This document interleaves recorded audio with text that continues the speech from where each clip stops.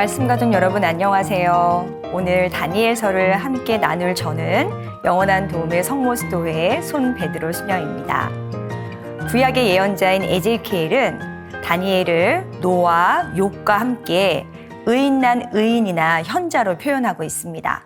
근데 안타까운 건 이름난 현자들의 말씀은 저희가 이해하기가 상당히 어렵다는 거죠. 오늘 다니엘서를 읽으시는 많은 분들이 이게 무슨 뜻일까라고 사실 굉장히 고민하시고 어려워하실 그런 내용입니다. 그럴 때일수록 저희는 성령의 은총을 청하면서 이 시간을 함께 시작하고자 합니다. 그러면 다 함께 성경을 읽기 전에 드리는 기도를 바치도록 하겠습니다. 성부와 성자와 성령의 이름으로 아멘.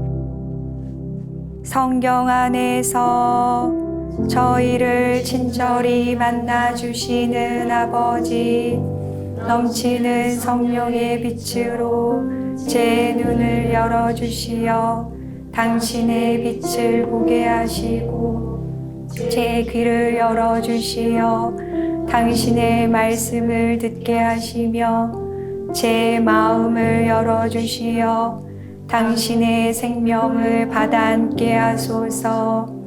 그리하여 말씀의 신비가 얼마나 넓고 높고 깊은지 깨달아 알고 인간의 모든 지식을 초월한 그리스도의 사랑에 대한 뜨거운 감동으로 저의 모든 일상생활 가운데 새로운 기쁨과 당신의 능력이 빛나게 해주시며 저의 모든 형제들과 함께 당신의 영광을 찬미하게 해주소서.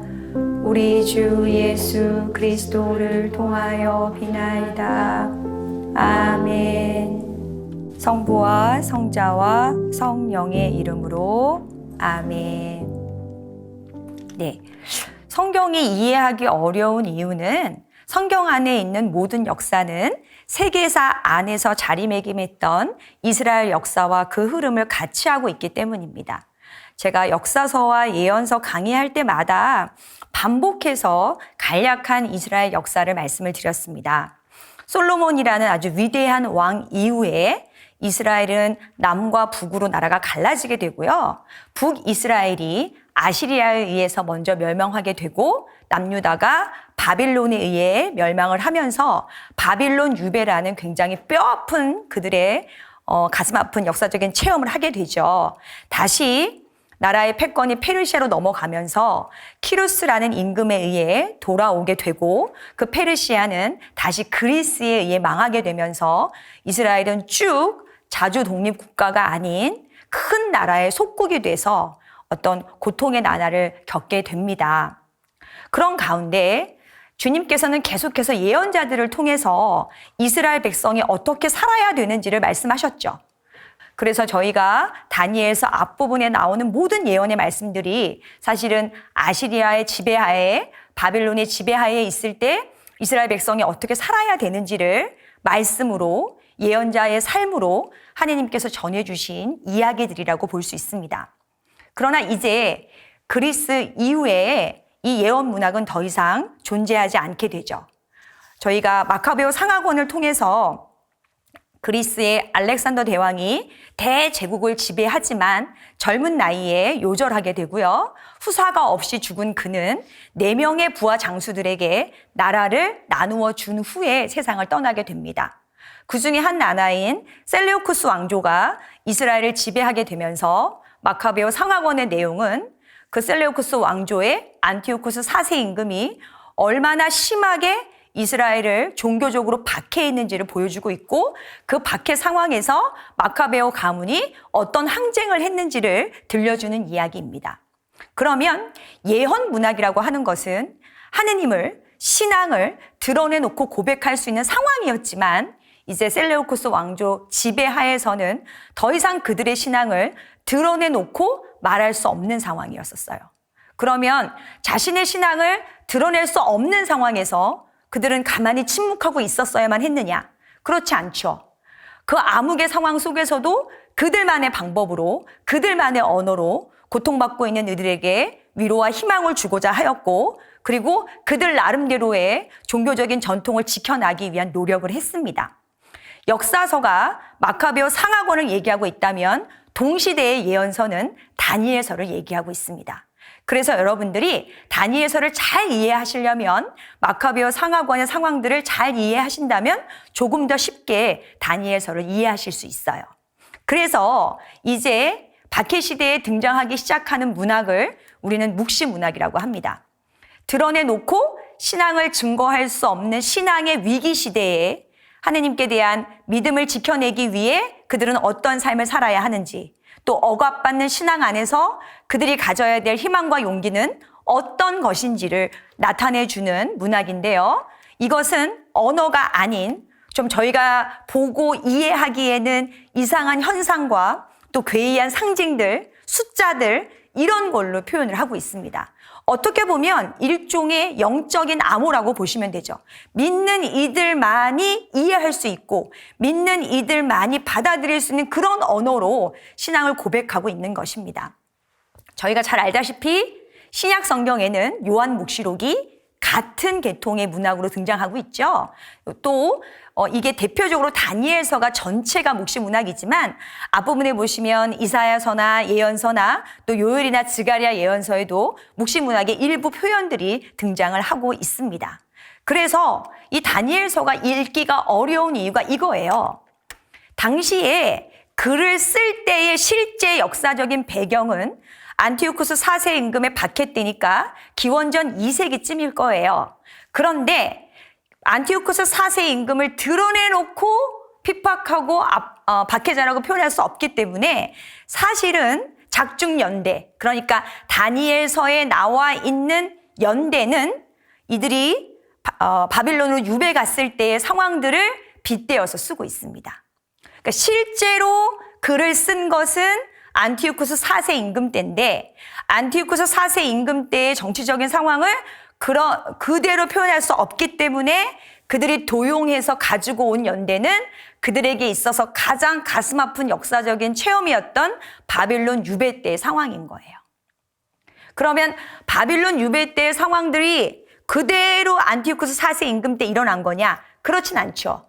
바빌론 임금 때 겪었던 많은 것들에 다니엘 예언서 나름대로의 상징적인 표현들, 그가 봤던 현신들을 포함시켜서 안티오쿠스 4세 임금 치하에 이스라엘 백성들이 어떻게 살아야 하는지를 이야기해주고 있습니다. 그러니까 사실은 바빌론이라고 나와 있지만 여러분들이 그걸 눈으로 읽을 때는 그 바빌론 상황의 모든 것을 안티오쿠스 4세 임금의 치하의 상황으로 그렇게 고백하고 이해하고 읽으시면 훨씬 더 쉽게 이해될 수 있는 내용입니다. 여러 번 지도를 말씀을 드렸는데요.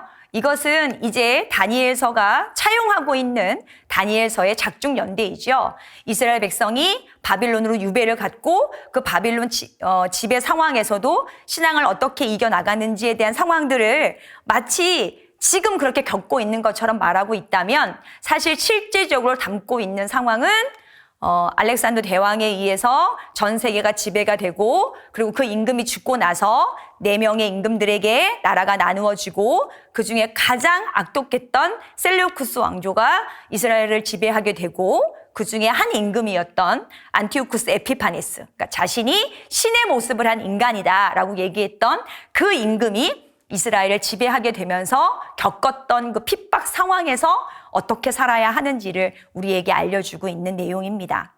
그래서 이거는 뭐 지극히 저의 개인적인 생각이에요. 이 책의 제목이 다니엘서잖아요. 그러면 이 책을 썼을 때에 다니엘 예언자가 정말 있었을까라고 제가 한번 스스로 혼자 이 성경을 읽다가 생각을 해봤어요. 박해 상황이기 때문에 자신의 이름을 걸고 뭔가 신앙을 고백하는 행위를 할 수는 없었을 거예요. 에제키엘 예언사가 얘기했듯이 노아나 욥처럼 분명히 다니엘은 바빌론으로 유배 갔을 때에 이스라엘 백성을 지도했던 아마 굉장히 유명했던 현자였고 의인이었을 겁니다. 그 바빌론 시대에 의인이었고 현자였던 그 다니엘이라는 이름을 다시 안티오쿠스 4세 임금 때 가져와서 그 다니엘의 이름으로 이 책을 사실은 다시 저술하게 된 것이지요. 다니엘이라는 이름이 가지는 뜻이 하느님은 나의 심판자예요. 그러면 왜 굳이 다니엘이라는 이름을 가져왔을까라고 생각해 보면 이 세상에 권력을 가진 사람이, 힘을 가진 사람이 정말 세상을 지배하는 것 같고 세상을 심판하는 그 모든 힘을 가지고 있는 것처럼 그렇게 여겨지던 시대에 우리를 심판하고 우리를 이끌고 나중에 우리를 정말 당신께로 인도할 그분은 누군가라는 그 신앙 고백은 하느님밖에 없을 거라는 거죠. 그런 이 저자의 신앙 고백이 저는 다니엘이라는 이름 안에서 드러난다고 생각을 합니다. 그렇다면 오늘을 살아가는 2023년에도 저희들 가운데 또 다른 다니엘이라는 현자가 있겠죠. 세상의 모든 사람들이 어쩔 수 없다는 이름으로 또 지혜와 지식, 현명함이라는 이름으로 적당히 신앙과 세상 안에서 타협하며 살아가는 그때에도 하느님이 우리 안에 중심이시고 하느님만이 나의 심판자이시며 그분만을 믿고 따르는 것이 참 진리라고 오늘을 살아가는 이 시대에 다니엘이 있기 때문에 저는 오늘날에도 가톨릭 교회가 지금의 모습을 하고 있지 않나 생각이 듭니다. 눈에 보이지 않는다고 없는 게 아니잖아요. 내가 듣지 못했고 그 사람과 만나지 못했다고 이 시대의 현자가 없는 것이 아닙니다. 이 방송을 시청하시는 많은 분들 역시 또 다른 다니엘의 이름으로 오늘 생활 안에서 신앙을 증거하고 계실 거고요. 또 이 자리에 함께 계신 모든 분들도 역시 하느님이 심판자이시고 구원자이심을 고백하시면서 함께 하신다면 여러분 역시 이 시대의 다니엘로 이렇게 신앙의 증거와 고백을 후손에게 물려주는 훌륭한 역할을 하고 계신다고 저는 생각합니다. 자, 그러면 조금 난해하지만 다니엘 예언서의 이야기를 좀 들여다보도록 하겠습니다. 1장은 유배를 갔던 다니엘이 이제 왕실의 관료로 발탁이 되면서 왕실 교육을 받는 과정에서 먹게 되는 음식에 관한 이야기입니다. 이스라엘은 먹는 음식에 대해서 굉장히 까다롭죠. 특별히 레위기 말씀을 보면 무엇은 먹어야 되고 무엇은 먹지 말아야 되는지에 대한 디테일한 규정들이 굉장히 많이 남아 있습니다. 자, 유배를 갔기 때문에 유배 가서 그들은 이방인들이 제공하는 음식을 먹을 수밖에 없는 상황이었죠. 특별히 왕실 교육을 받는 그들에게 풍성한 음식이 준비되었을 것이라고 느껴집니다. 그렇지만 다니엘과 그들의 친구들은 그 왕실에서 제공해주던 고기나 술이 아닌 정말 자신들을 정결하게 하는 채소와 물로 자신들의 삶을 영위하기를 바랬죠. 그럼 그들이 채식주의자여서 고기를 먹지 않았던 건가? 그게 아니죠. 그게 아니라 고기는 그냥 먹는 게 아니라 동물을 잡을 거 아니에요? 그런데 대부분 다 동물은 어디서 잡느냐? 신전에서 잡죠. 그렇다면 동물을 잡는 순간 그 잡은 동물이 신전에 봉헌되었을 확률이 높죠. 그들이 먹기를 원치 않았던 고기는 고기 자체가 아니라 이방 신전에 봉헌되었던 고기를 먹지 않았던 거예요. 제가 시골 출신이라 제가 시골에서 어렸을 때 동네에서 뭘 많이 하셨냐면 굿을 되게 많이 하셨어요. 근데 굿집에 제일 많은 게 뭐냐면 떡이 되게 많아요. 이게 어느 날 어머니께서 이제 그 굿집에서 떡을 하길래 굿이 끝나고 나서 그 떡을 얻어다가 저희를 먹이신 적이 있었는데 저희 아버지가 불같이 화를 내셨어요. 근데 저는 제 생각에는 아니 이 떡이나 저 떡이나 무슨 상관이 먹으면 되지. 근데 이제 그런 개념이셨죠. 이게 잡신에게 봉헌된 그 떡을 어떻게 애들한테 먹일 수 있냐. 이거 말도 안 되는 거라고 그러셨어요. 같은 떡이라고 하더라도 그게 굿집에서 나온 떡이냐 아니면 떡집에서 나온 떡이냐가 다르듯이 다니엘과 세 동료는 그게 고기라고 하더라도 그들이 원하는 방식으로 정결하게 도축된 고기였는지 아니면 이방 신전 앞에서 도축되었는지를 알 수 없다면 난 아예 먹지 않겠다는 거예요. 그래서 굉장히 놀랍죠. 그렇죠? 왜냐하면 지금 상황이 어떤 상황이에요? 상황이 이 작중연대는 유배를 간 상황이에요. 유배를 간다면 나는 정당하게 하느님께서 원하는 방식으로 도축을 할 수 없는 상황인 거죠. 어쩔 수 없다는 이름으로 충분히 먹을 수 있어요. 그렇지만 어쩔 수 없다는 것은 신앙 안에서 허용이 안 된다는 걸 이 다니엘과 세 동료는 알고 있었던 것 같아요. 그럼 이게 작중연대가 아닌 저장연대로 가면 어떤 의미가 있겠어요? 마카베오 사과원에서 말씀드렸다시피 사실은 모든 대제국을 창과 칼이 아닌 문화로 지배하려고 했던 그리스 제국 때문에 너무나 자연스럽게 사람들은 음식, 모든 의식주, 또 모든 그들의 생활을 그리스화, 헬레니즘화 하기를 원했었죠. 그렇게 뭔가 모든 것이 이방인으로 넘어가게 되는 그 상황 안에서 이 다니엘과 세 동료의 이야기는 어쩔 수 없다라는 그 말이 허용되지 않음을 다시 우리에게 알려주는 이야기입니다. 괜찮아요. 저희는 대신에 못 먹는 음식이 별로 없잖아요. 네, 그래서 감사하게 생각합니다. 네. 뭐 1장 정도는 되게 쉽게 이해할 수 있는 내용이죠. 근데 이제 2장으로 넘어가시면 도대체 이게 무슨 얘기인가? 이게 무슨 얘기인가라고 이제 고민하시는 분들이 많고, 도대체 이 네부카드네자르의 임금은 왜 이렇게 꿈을 자주 꾸는지, 2장부터 시작되는 이 임금들의 꿈 때문에 우리를 되게 혼란에 빠뜨립니다. 자, 네부카드네자르 임금, 바빌론의 임금이죠? 그 임금이 꿈을 꿔요. 근데 그 꿈을 해석할 수 있는 사람이 없어서 누가 해석을 하느냐? 당연히 다니엘 예언자가 해석을 합니다. 자, 어떻게 해석을 하냐면 2장 32절입니다. 임금이 굉장히 큰 어떤 상을 봐요. 어떤 거대한 상을 보는데 그 상의 머리는 순금이고 가슴과 팔은 은이고 배와 넓적다리는 청동이며 아랫도리는 쇠이고 발은 일부는 쇠로 일부는 진흙으로 되어 있었대요. 임금께서 그것을 보고 계실 때 아무도 손을 대지 않았는데 돌 하나가 떨어져 나와 쇠와 진흙으로 된 그 상의 발을 쳐서 부수어 버렸습니다. 뭔가 인간이 손댈 수 없는 굉장히 거대한 상이 있었어요. 더군다나 그것은 금과 은과 청동과 진흙과 쇠로 구성되어 있어서 누구도 그것을 칠 수 없는 상황이었는데 뭐가? 돌 하나가 떨어져 나와서 그 발을 쳐 부셨다는 거죠.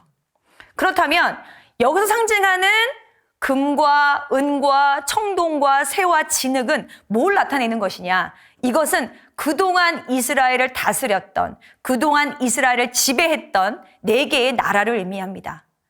그게 이제 남유다를 처음부터 지배했던 바빌론, 그 다음에 등장했던 메디아, 그 다음에 페르시아, 그리스 제국을 사실은 이렇게 금과 은과 청동과 쇠와 진흙으로 표현을 한 거죠. 그렇다면 이 돌은 뭘까요? 돌은 이 모든 것을 이겨내고 있는 하느님 백성을 의미합니다. 그들이 보기에 그들은 뭐예요? 돌이에요. 그들이 보기에 바빌론은 금이었고요. 그들이 보기에 메디아는 은이었고 그들이 보기에 페르시아는 청동이었었어요. 그들에 비하면 이스라엘은 어떤 존재예요? 아무것도 아닌 돌인 거예요. 그러나 저희는 사도행전을 통해서 알 수 있죠. 집 짓는 자들에게 버림받았던 그 모퉁이의 그 돌이 뭐가 되는 거예요? 머릿돌이 된다는 사실을 저희는 사도행전을 통해서 알고 있습니다. 그렇다면 하느님께서 쓰시고자 하신다면 금과 은과 청동과 쇠와 돌이 아닌, 흙이 아닌 무엇을 아무짝에도 쓸모없다고 생각하는 그 돌로 이 모든 것을 이기실 수 있다는 거예요. 이 비슷한 환시가 7장, 8장으로 등장하게 됩니다.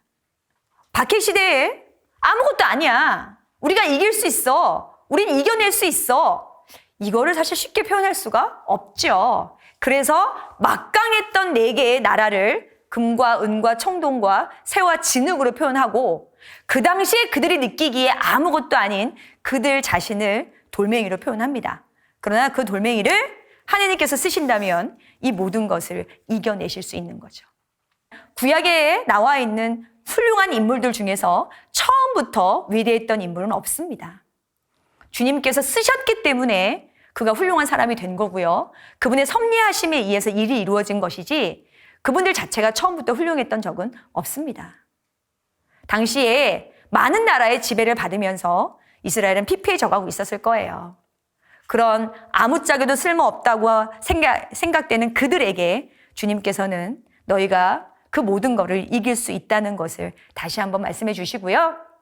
바빌론도 영원하지 않았고 메디아 페르시아도 영원하지 않았기 때문에 그리스 역시 영원하지 않을 거라는 것. 결국 시간이 지나고 어떤 기한이 찬다면 하느님의 나라는 도래할 거고 너희는 승리하게 될 거라는 그 메시지를 사실은 이 환시 안에 담고 있습니다. 네, 이제 3장의 내용을 보시면 이 네부카드네자르 임금이 60안마 높이의 아주 큰 금상을 하나 만들고 거기에 경배하라고 합니다. 이 60안마가 어느 정도 크기가 되나 봤더니 28m 정도 된대요. 그러니까 사실 아파트 10층을 좀 넘어서는 그 크기인 것 같아요. 그렇게 큰 상을 세워놓고 모든 피지배국 또 모든 백성들이 그 상에 절을 하라고 얘기를 하는데 역시 다니엘과 그의 세 동료들이 절을 하지 않은 관계로 이 세 동료가 고발이 됩니다. 그래서 이제 불가마 속에 던져질 위기에 처해 있는데 그때 이 세 동료가 임금 앞에서 했던 아주 아름다운 신앙 고백이 3장 16절, 17절, 18절 이렇게 나와 있습니다. 저희 다 함께 읽어보도록 하겠습니다. 이 일을 두고 저희는 임금께 응답할 필요가 없습니다. 임금님, 저희가 섬기는 하느님께서 저희를 구해내실 수 있다면 그분께서는 타오르는 불가마와 임금님의 손에서 저희를 구해내실 것입니다. 임금님, 그렇게 되지 않더라도 저희는 임금님의 신들을 섬기지도 않고 임금님께서 세우신 금상에 절하지도 않을 터이니 그리 아시기 바랍니다. 주님께서 구하시려고 하면 구하실 수 있을 거라는 거예요. 그런데 하느님께서 우리를 구해주시지 않는다 하더라도 제가 임금님께서 만드신 그 상에 절을 하게 되는 일은 없을 거라는 아주 아름다운 신앙 고백입니다. 다니엘과 세 동료의 믿음에는 뭐가 없었냐? 조건이 없었죠. 그분이 나를 구해주시면 나는 정말 그분을 믿을 거야. 그분께서 제가 원하는 거를 해주시면 나는 그분을 따라갈 거야. 내가 기도한 모든 내용들이 이루어진다면 나는 조금 더 훌륭한 봉사자가 될 거야. 라는 조건이 믿음 안에 들어있지 않습니다. 여러분이 조건을 걸고 하나님과 뭐 어떤 얘기를 나누신다면 여러분이 구원받기에 합당한 조건을 갖고 계신지를 먼저 성찰하셔야 돼요. 십자가에 돌아가신 예수님이 여러분이 합당하셔서 여러분 때문에 돌아가신 거예요? 그렇지 않잖아요? 나는 다른 사람으로부터 조건 없는 사랑, 조건 없는 자비를 받기를 원하면서 왜 내가 뭔가를 할 때는 이렇게 무엇 때문에 뭐뭐 한다면 이라는 조건이 붙는지를 모르겠습니다. 이 다니엘과 세 동료의 이야기는 조건 없는 신앙, 조건 없는 믿음이 얼마나 큰 기적을 발휘할 수 있는가라는 것을 다시 한번 보여주고 있지요. 그리고 불가마 속에서 그분께서 저희를 구원해 주신다는 이 내용은 이사야 예언서를 통해서도 여러 번 우리에게 들려주셨던 내용이고요. 또 저희는 사순과 대림을 통해서 우리가 정말 구원받을 수 없는, 우리가 정말 걸어갈 수 없는, 우리가 정말 헤쳐나올 수 없는 그 암흑과 어둠과 물길과 불길 속에서 주님이 어떻게 저희를 구원해 주고 계신지를 예언서를 통해서도 여러 번 말씀해 주고 계시는 거예요. 여러 명의 예언자가 동시대에 등장하게 되고 비슷한 예언의 말씀을 계속해서 하시는 이유는 뭐겠습니까? 듣지 않기 때문이에요. 돌아서지 않았기 때문이에요.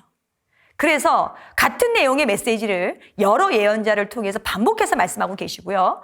이렇게 다니엘 예언서를 통해서는 환시, 현시, 상징 이런 것들 통해서 같은 내용을 다른 방식으로 말씀해주고 계십니다. 그러니까 주님께서 그만 말씀하시기에 저희는 얼른 회개하고 네, 조건 없는 믿음을 이제 고백하셔야 할 것 같아요. 네. 자, 이 아름다운 고백 뒤에는 4장에 네부카드네자르 임금이 또 꿈을 꾸고 있습니다. 아주 기가 막히게 큰 나무 하나를 봅니다.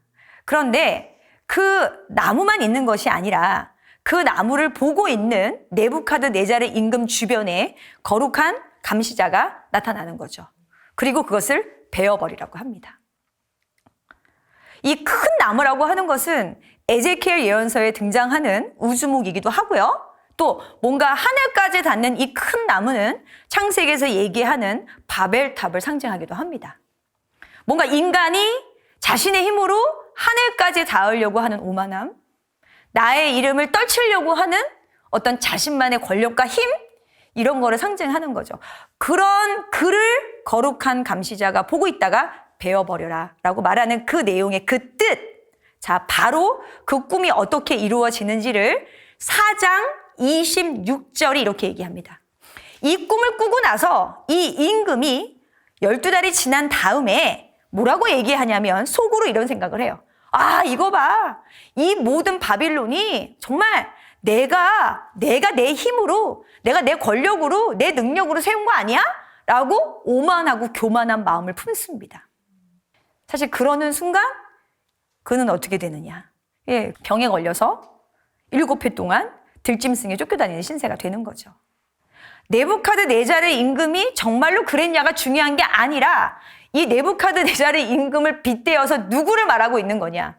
안티오쿠스 4세 임금을 비판하고 있는 거죠. 안티오쿠스 4세 임금이 뭐라 그랬다고요? 안티오쿠스 에피파네스. 내가 신이야. 나 말고 누가 신이 있겠어? 라고 얘기하는 안티오쿠스 에피파네스의 그 교만함, 오만함이 결국은 창세기의 바벨탑과 똑같은 거고 에제키엘 예언서의 우주목과 똑같은 거고 그렇게 자신의 힘으로 뭔가를 이루어내고 있다는 오만함은 하느님께서 헐어버리실 거라는 희망을 네부카드네자르 임금의 꿈을 통해서 다시 한번 상기시켜주고 있는 겁니다. 자, 5장에 보시면 이제 네부카드네자르 임금이었던 발사차르가 아버지가 이스라엘 성전에서 훔쳐왔던 온갖 성전 기물들을 꺼내서 잔치 음식을 담는 데 쓰고 성작을 술잔으로 쓰는 이상한 짓을 했던 것 같아요. 이제 그럴 때 손가락 하나가 이렇게 탁 나타나가지고 이제 글씨를 쓰죠. 근데 이제 그 글씨를 해석할 수 있는 사람이 또 아무도 없어서 다니엘 예언자가 또 해석을 해요. 네. 그 해석이 이렇대요. 5장 25절입니다. 글자가 이렇게 읽을 수 있대요. 문에, 득켈, 그리고 파르신입니다. 그 뜻은 이렇습니다. 문에는 하느님께서 임금님 나라의 날수를 헤아리시어 이 나라를 끝내셨다는 뜻입니다. 득켈은 임금님을 저울에 달아보니 무게가 모자랐다는 뜻입니다. 프레스는 임금님의 나라가 둘로 갈라져서 메디아인들과 페르시아인들에게 주어졌다는 뜻입니다. 그렇게 뭔가 오만함과 교만함이 가득했던 임금의 시대는 이제 끝이 났다라는 것을 알리는 거죠. 그래서 바로 그날 밤에 벨사차르는 살해되었다라고 5장 30절에 나오고 있습니다. 자, 6장에는 앞에 나왔던 내용들과 또 비슷한 내용들이 반복되고 있는데요. 다니엘이 모함을 받아서 사자 굴 속에 갇혔다가 살아나오는 이야기가 다시 한번 등장하고 있습니다. 결국 1장부터 6장까지는 비슷한 내용들이 이제 반복이 되면서 세상의 관습에 맞서서 세상이 말하는 지혜와 현명함에 맞서서 신앙을 지키는 의인의 삶이 어떤 것인지를 다니엘의 삶을 통해 알려주고 있습니다. 적당히 타협하며 사는 것이 지혜롭다고 여겨지는 세상 속에서 또 내가 어떻게 하면 세상 안에서 내 위치를 다지고 내가 원하는 것을 얻고 나만 더 잘 살 수 있을까라고 그리고 그것을 이루어낸 사람을 현명한 사람이라고 말하는 세상 속에서 그것이 옳지 않다는 것을 다니엘 예언자의 삶을 통해서 다시 한번 저희에게 말씀해 주고 계시는 것 같습니다. 1장부터 6장까지는 그래도 이해하는 것이 그닥 어렵지는 않았어요. 이제 문제는 7장부터 시작되는 이상한 환시들이 저희를 이제 힘들게 하고 있는데 이거를 가장 쉽게 읽는 방법은 이 환시가 나타내는 그 상징적인 의미들만 안다면 그렇게 어렵지 않게 사실 이해하실 수 있습니다. 자, 7장에 보시면 다니엘이 4마리 짐승의 환시를 봐요. 근데 이 짐승은 사실은 도대체 이런 짐승이 있어? 라고 생각할 정도로 이상한 애들이에요. 그래서 보시면 7장 3절에 서로 모양이 다른 거대한 짐승 4마리가 바다에서 올라오고 있대요. 첫 번째 것은 어떻게 생겼대요? 사자 같은데 독수리의 날개를 달고 있대요. 5절에 두 번째 짐승은 곰처럼 생겼대요. 곰처럼 생겼다는 지 사실 곰은 아니란 뜻이죠. 한쪽으로만 일으켜져 있던 이 짐승은 입속 이빨 사이에 갈비 3개를 물고 있었다네요. 네, 아유 대단하죠?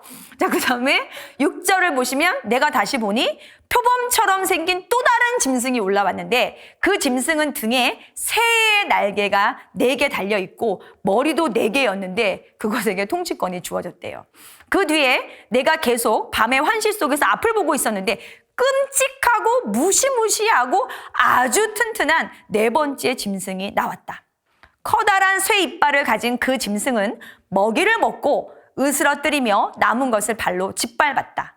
그것은 또 앞의 모든 짐승과 다르게 생겼으며 뿔을 10개나 달고 있었다. 내가 그 뿔을 살펴보고 있는데 그것들 사이에서 또 다른 자그마한 뿔이 올라왔어요. 그리고 먼저 나온 뿔 가운데 3개가 그것 앞에서 뽑혀나갔고 그 자그마한 뿔은 사람의 눈 같은 눈을 가지고 있었고 입도 있어서 거만하게 떠들어대고 있었답니다. 앞에 짐승들은 또 말은 못했나 봐요. 근데 마지막에 짐승은 또 입까지 있어가지고 또 여러 가지 이야기를 하셨나 봐요. 예, 이렇답니다. 네, 누군가가 이거를 또 열심히 이렇게 또 그림으로 그리는 분들이 있으시네요. 네, 누가 봐도 현존하고 있는 동물이라고 보기에는 어려워요. 현존하고 있는 동물이 아니다라고 환시 속에서 말씀해 주시는 건 뭐예요? 곧 사라질 거라는 거예요. 사라졌죠? 바빌론이. 사라졌죠? 메디아 페르시아가. 사라질 거예요. 누가? 그리스의 안티오쿠스 4세 임금이. 얼마나 비참하게 죽었는지를 우리는 마카베오 상하본을 통해서 이미 봤어요. 그 비참한 죽음, 그렇게 사라질 건데 그 모습에 왜 그렇게 현혹되어 있니? 라고 다니엘 예언서가 말해주는 거죠. 그렇다면 여기서 말하는 4마리 모든 짐승은 이스라엘을 지배했던 4개의 나라였구나 라고 생각하시면 되고 거기에 나왔던 뿔들은 다 그 나라의 임금들이었겠죠.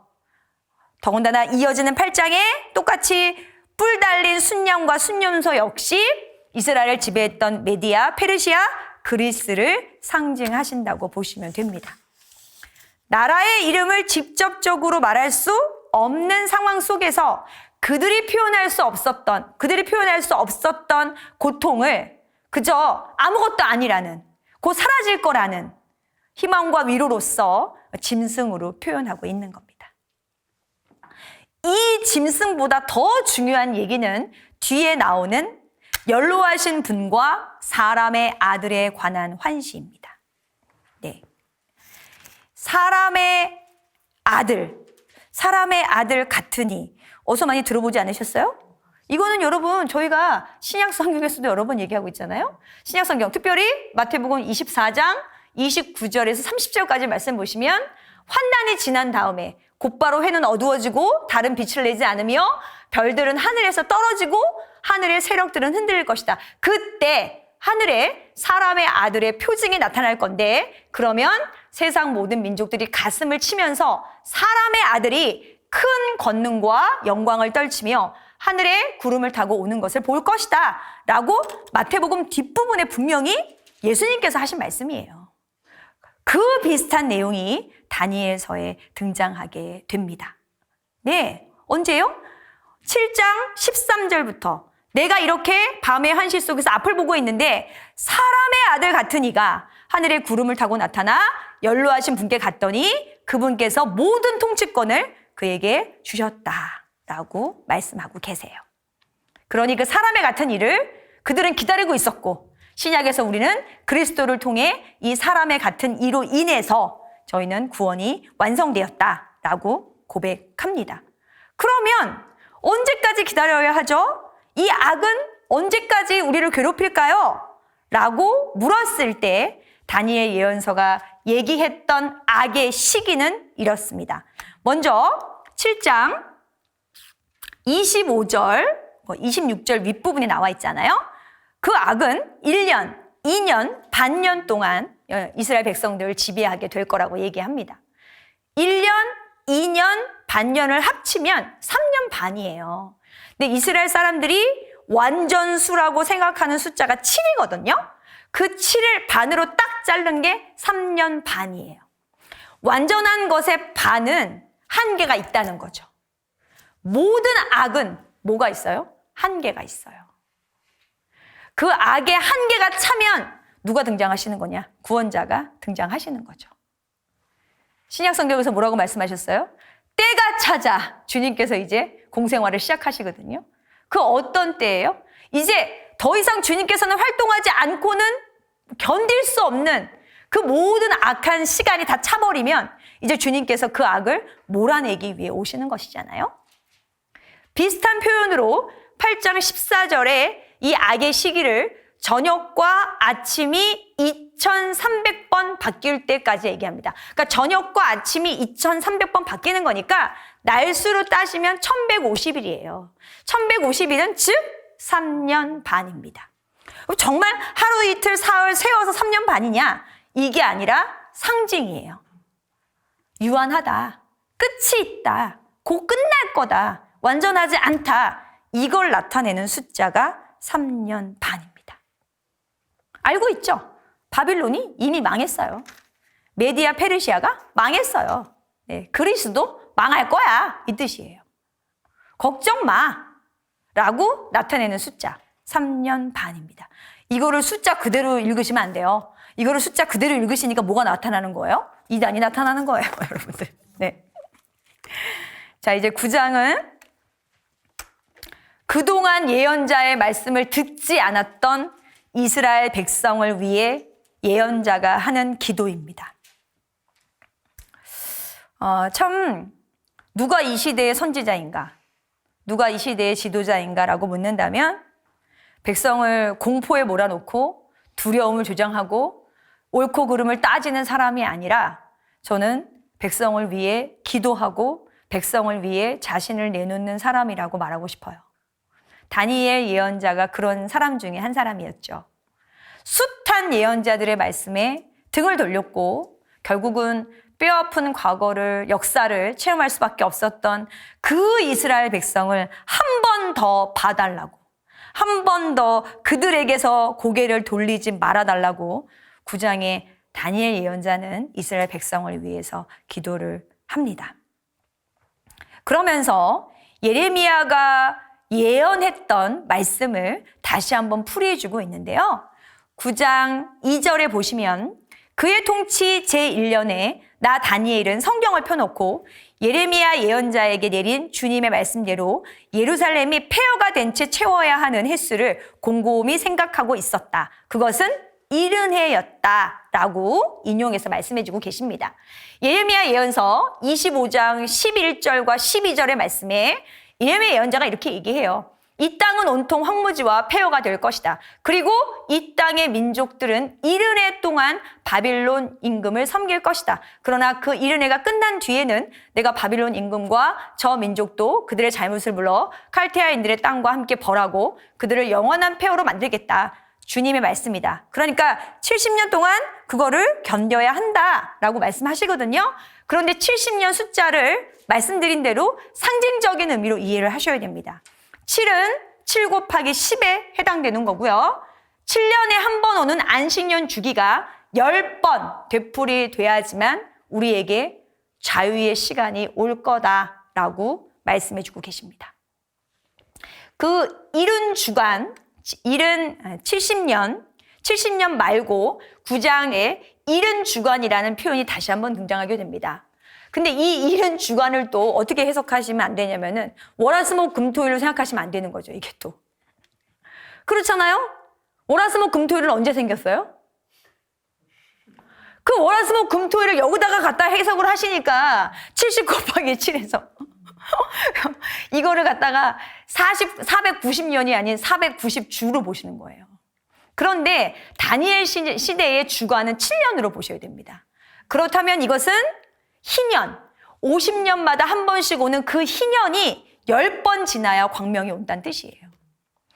누차 말씀드려요. 예언서를 읽거나 구약을 읽을 때 신약이 가지고 있는 모든 우리의 선입견은 버려야 된다는 거.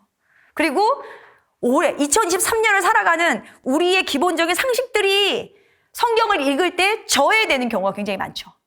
성경 공부를 하시는 이유가 뭐예요? 당시의 시대적인 배경, 당시의 언어, 당시의 숫자가 어떤 의미를 갖고 있는지를 알아야 올바른 뜻을 우리가 받아들일 수 있고 살 수 있잖아요. 그거를 반드시 짚고 넘어가야 되는 게 묵시문학이에요. 요한 묵시록, 구약의 다니엘서. 그래야지만 원뜻을 이해할 수 있습니다. 이제 기도가 끝나고 나면 10장에 다니엘이 티그리스 강에서 환시를 보게 됩니다. 다니엘이 3주 동안 고행을 하고 있었대요. 근데 고행을 하다가 이제 거기서 본 환시입니다. 글쎄요, 아마 고행을 했던 사람이 다니엘 예언자만은 아니었던 것 같아요.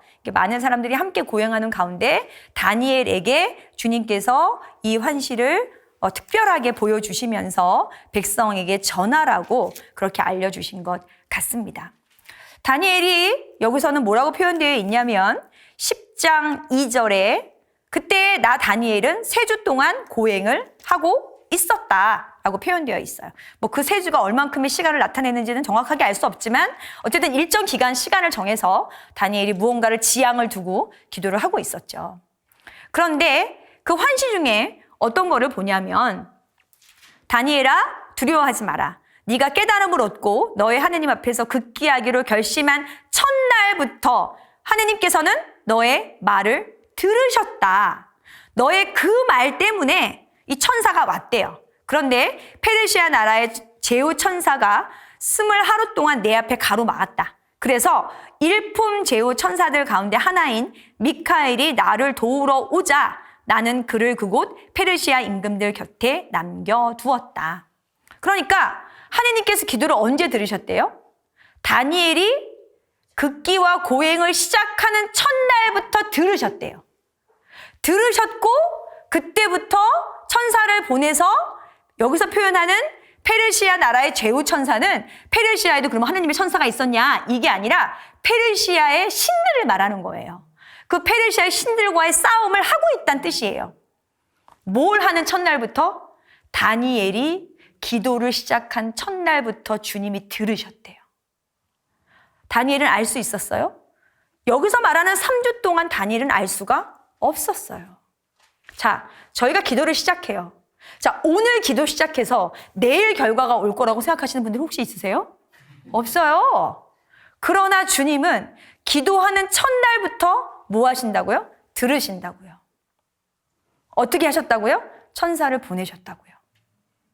내가 기도하는 그 중간에 나는 볼 수 없고 나는 느낄 수 없지만 하느님은 어떤 일을 하세요. 그리고 그것이 나에게 필요한 순간에 내가 알아들을 수 있을 때 나에게 보여주시고 알려주시는 겁니다. 그러니 기도하다가 지치시면 안 되죠. 네. 그 일이 이루어질 때까지 하시는 거예요.